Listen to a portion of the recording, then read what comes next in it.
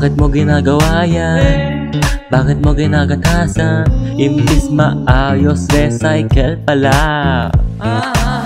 Bakit ba hindi mo magawa yan? Na gumawa ng sariling video, imbis sariling video ay nire-recycle na pala.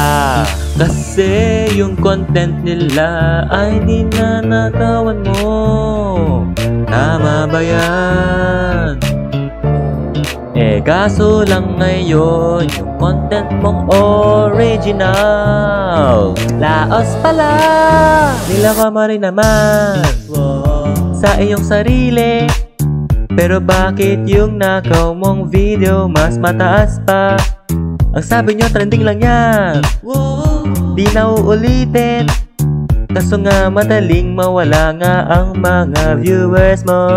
Mas wala nang manonood sa iyo. Ikaw ba't mo ginagatasan?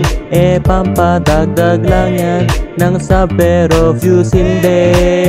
Kasi araw gabi pumutok na yung nakawin, pero yung orig video nakulaos na pala.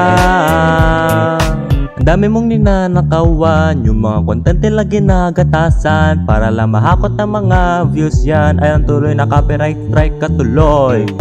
Hoy, teka lang, ba't ka nainis? Yung nako-content mo nakakainis. Hinihintay mo lang mahakot ang views, pero yung orig video mong lalo kang nalalao. Kasi yung content nila ay ninanakawan mo. Tama ba yan? Kaso lang ngayon yung content mong original laos pala. Nila ka rin naman sa iyong sarili. Pero bakit yung nakaw mong video mas mataas pa? Sabi nyo trending lang yan, di na uulitin. Kaso nga madaling mawala nga ang mga viewers mo.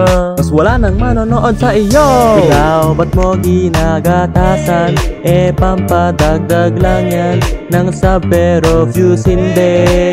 Kasi araw gabi pumutok na yung nakawin, pero yung orig video nakulaos na pala.